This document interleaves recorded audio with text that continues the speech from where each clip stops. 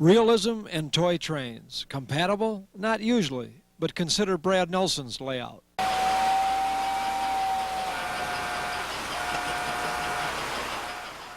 Toy trains and even toy train accessories fit well with Nelson's scale detail layout because the trains are S-gauge American Flyer, which are 3/16 inch scale and operate on realistic two-rail track, and the accessories, although out of scale, are not obtrusive because they are worked in as part of a theme. For example, two Flyer coal loaders are the focal point of a coal yard, which includes 3 sidings, a scale scratch-built coal loading station, and a huge coal pile. The coal is actually blasting sand, which looks more realistic than American Flyer's plastic coal because the particles are smaller. This thematic approach and attention to detail enables Nelson to effectively blend toy trains and accessories with a scale environment.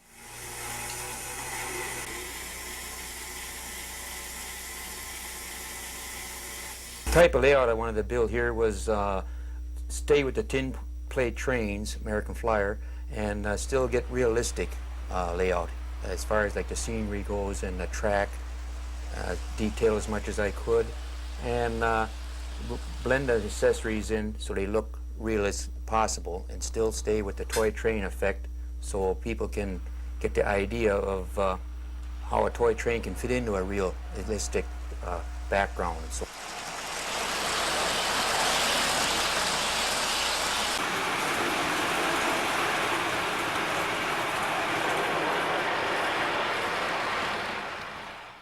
Even as a kid, Nelson was attracted to American Flyer rather than Lionel.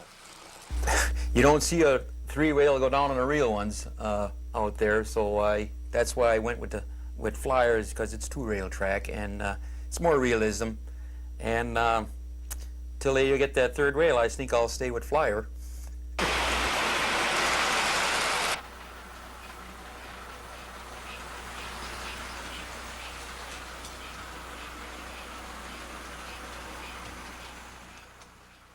Nelson is more democratic when it comes to accessories. Both Lionel and Marx, as well as American Flyer, are represented.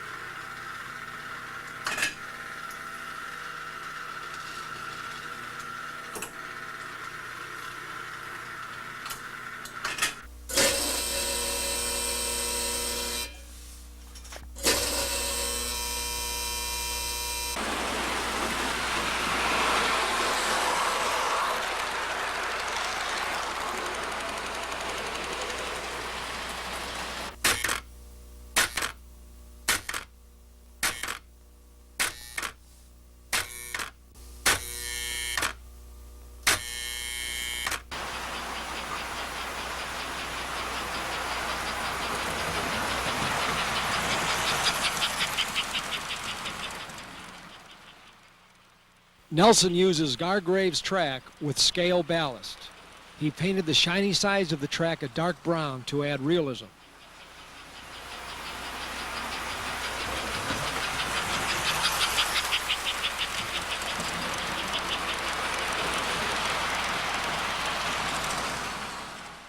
The layout measures 25 feet by 13 feet. An aisle separates the yard area and turntable from the rest of the layout. A removable bridge connects the outer loop across the aisle. Actually, Nelson has his choice of two scratch-built bridges to span the aisle. One is a contemporary steel arch bridge and the other a more dated wooden trestle bridge. Changing bridges is a snap. It's a good thing Nelson can change bridges easily and quickly, especially when a Missouri Pacific ABA with 7 passenger cars is headed his way at full speed.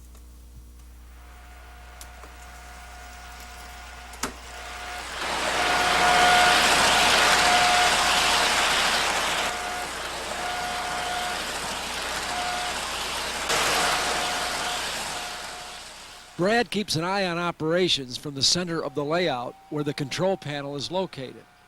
The trains are powered by a Lionel 250-watt Z transformer, and the lights and accessories are powered by an American Flyer 22040 train power controller. My control panel I have very simple to operate. I have all accessory buttons on the very top.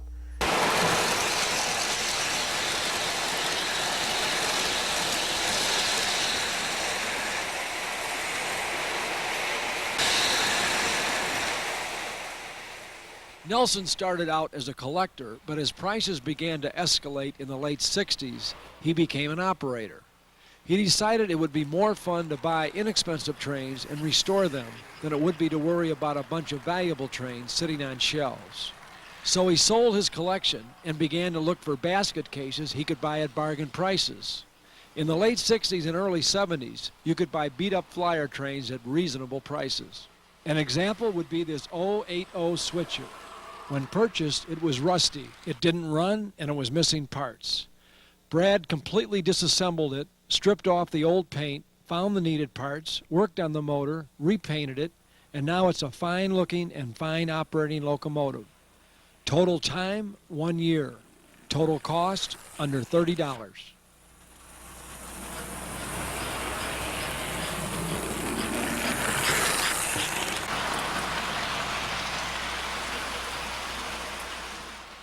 For variety, many of the restored engines have been repainted in different road names. Nelson's favorite is this restored model of the Union Pacific's 484 Northern.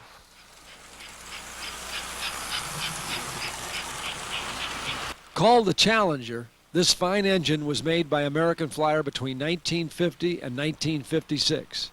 It featured what the Flyer catalogs referred to as that big train choo-choo sound.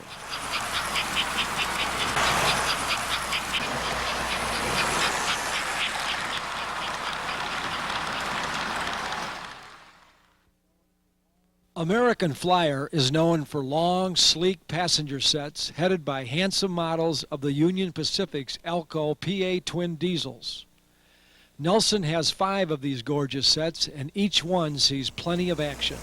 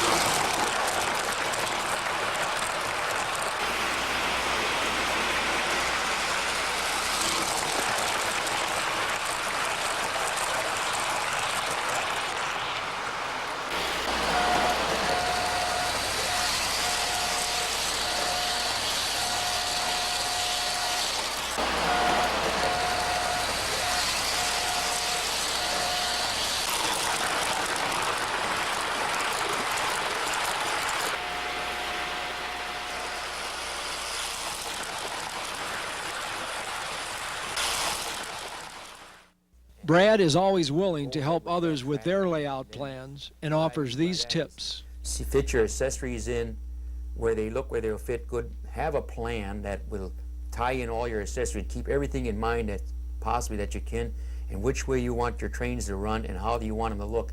What height you'd like to have your board at.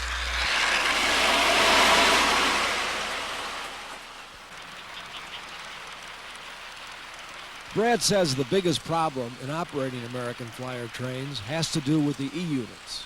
Some engines stop when crossing a switch because contact is momentarily lost and the E-unit goes into the neutral position. Locking the E-unit in the forward position will solve this problem. Keeping the units clean and well lubricated also helps. Nelson feels E-units on the new Flyer engines operate better than the E-units on the older engines.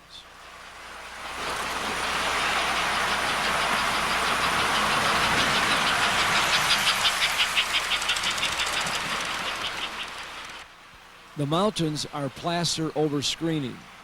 Brad mixed vinegar with the plaster to delay the hardening process. This allowed extra time to work in small rocks, grooves, trees, ground cover, and other detailing.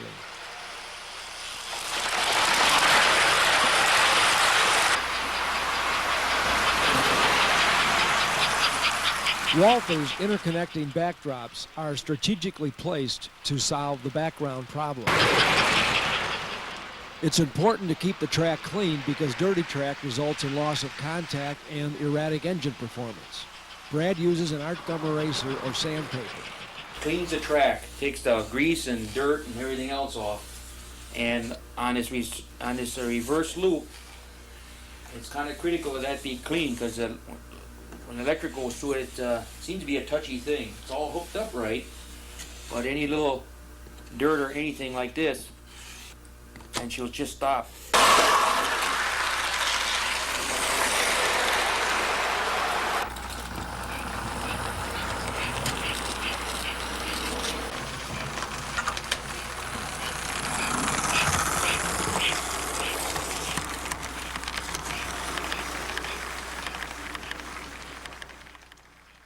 Nelson invites train collectors over whenever there's a show in the Milwaukee area. But his hospitality is not limited to train enthusiasts. He likes to invite neighbors and young people too. He wants others to share in his fascination with toy trains. I think it makes them, takes them back to their childhood and gets them interested in trains again, which I am promoting the hobby. I do love it, and I think it's a good pastime. Typical Bruce Manson, direct, witty, irreverent. And this is typical Bruce Manson, expansive, busy, with a sense of fun. But this layout is, in some ways, atypical. It exists naturally because of Manson's love of trains. But trains often appear to play a subordinate role to all the other activity on the layout. This is not by accident. Bruce Manson believes realism dictates the trains should not overwhelm the landscape, that they should run approximately where they'd run in actual life. So there are wide expanses on his layout where no trains run.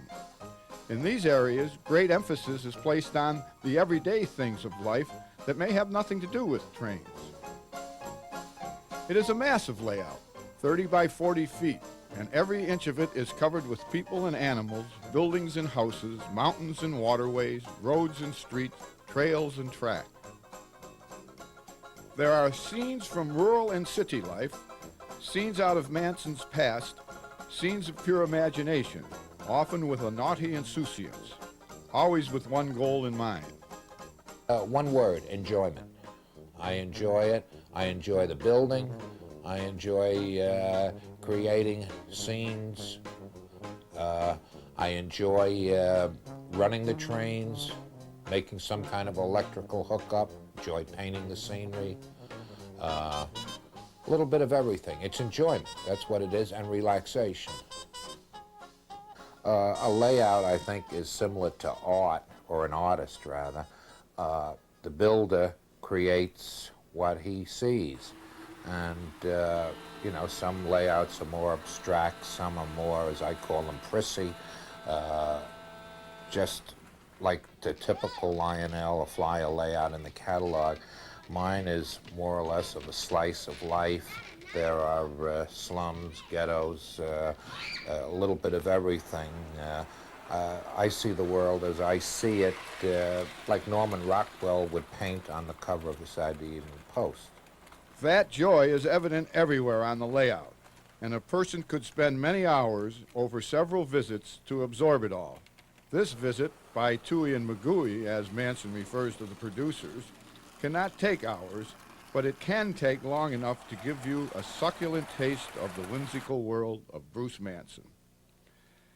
Bruce has built his layout on 3 levels, each with a different gauge. The lowest level is American Flyer S gauge, the love of Bruce's train life. On the second level is HO, and on the third, N.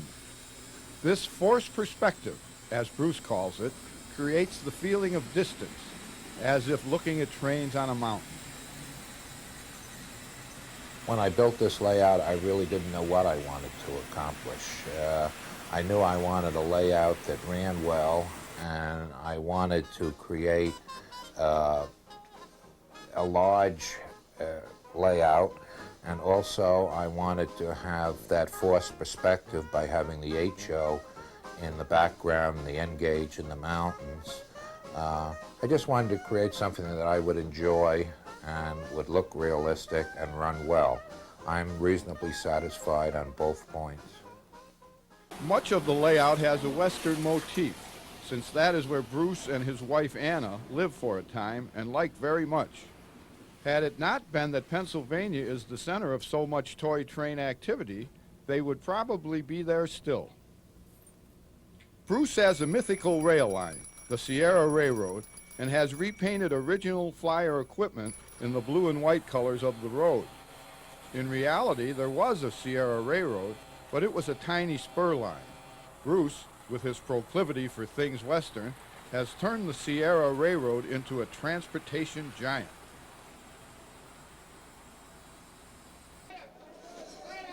At Goldie's place, some kind of misunderstanding seems to be taking place. Perhaps a disagreement over the relative merits of Flyer 2 rail versus Line L3 rail track. Manson presents a cross-section of life on his layout. Things are not always upper-middle-class suburban here. There's often a lived-in look to things. But no matter how far west we might be, we are never too far away from Pennsylvania and the train-collecting hotbed.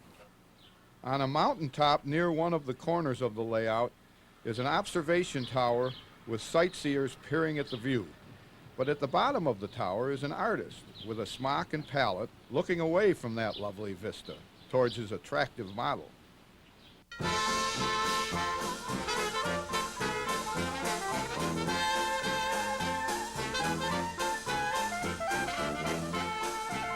Around the mountain, there is a Coast Guard station, and down a cliff from that, the vacation area of the Grand Hotel.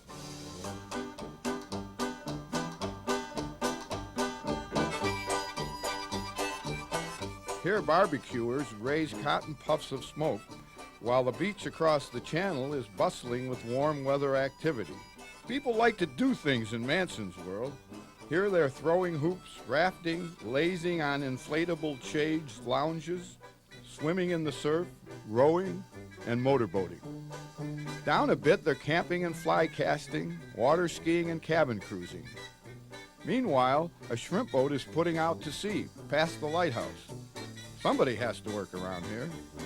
Down at Sam's Fishery, some of the boys are strumming guitars. Along the top of a bluff are a couple of lobster restaurants.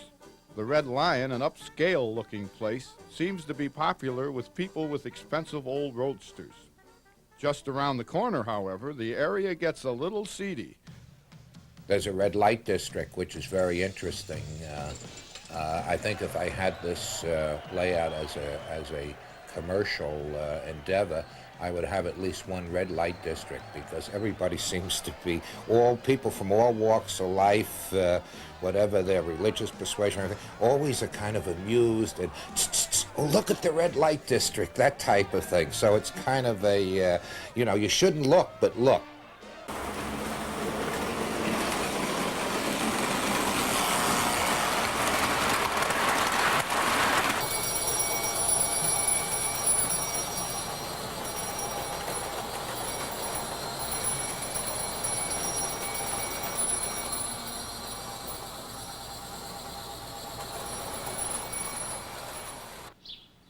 The town square nearby is hopping with folks, including tourists taking pictures, men playing cards, girls looking at flowers, and vendors selling food. Antiquing is important in an area like this, which is vaguely reminiscent of the wooded areas of Northern California or the East Coast. Two of my favorite spots in the United States are Carmel and Cape Cod. So it's sort of a hodgepodge of Fisherman's Wharf and in Carmel or that area, and then Provincetown and so forth. So it's a little hodgepodge of life, you know. All this woodsy area is built on top of a tunnel under which trains travel. At the track level, we are at the Greenwich, Connecticut train station. This is one of several places on the layout that are named after places Manson has lived, and the town probably has more going on now than it ever did in real life. You know, I grew up on Long Island, which is, for those people that don't know, it's Long Island off New York City, metropolitan area, and some of the stations there, one is Manhasset, that's on Long Island, and then there's Garden City, that's where I went to prep school. Then, of course, we jump off Long Island. That's the nice part of having a layout. We can go to Greenwich, Connecticut, which is up in Fairfield County, and have relatives up there. So we can travel around. A nun and a priest wait for a train near a poster advertising George Fire at the piano. Fire was an old pianist buddy of Manson.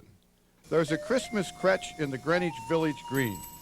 In the largely tranquil world of Bruce Manson, there are no constitutional arguments raging over separation of church and state. The nativity scene goes up, the Christmas wreaths go up, and everybody is happy. You'll notice that all the calendars have one date on it, December 25th. It's always Christmas. I think that's a nice day. That's why the Christmas lights are always on blinking, and the Christmas trees are up and so forth. In downtown Greenwich, there is a Manson real estate office, one of several he has had through the years. Manson, 58 years old, was born and raised on Long Island, went to St. John's University, and has had a long career in the real estate and toy business. He is the editor of the Train Collectors Quarterly, the official publication of the Train Collectors Association. His wife, Anna, is also very much involved in the train and toy hobbies. For several years, she was the director of the TCA Museum in Stroudsburg, Pennsylvania. Anna has a layout of her own off the main layout room, which is on the second floor of a converted barn just up the hill from the Mansons' rambling home outside Lancaster. Upstairs, the train room has approximately 1,200 square feet, which is the average 3-bedroom, 2-bath track home. The circus room was to be mine. I did the planning, I did the track layout, but then Bruce came in and helped with the scenery, and he runs it more than I do now. When Bruce called me from Reno saying he had found the ideal home, all he could give me was the inside dimensions of the garage. He could not really answer whether it even had an indoor bath. My major weaknesses are Disney and circus. And Bruce tells me many times that my vices are worse than his.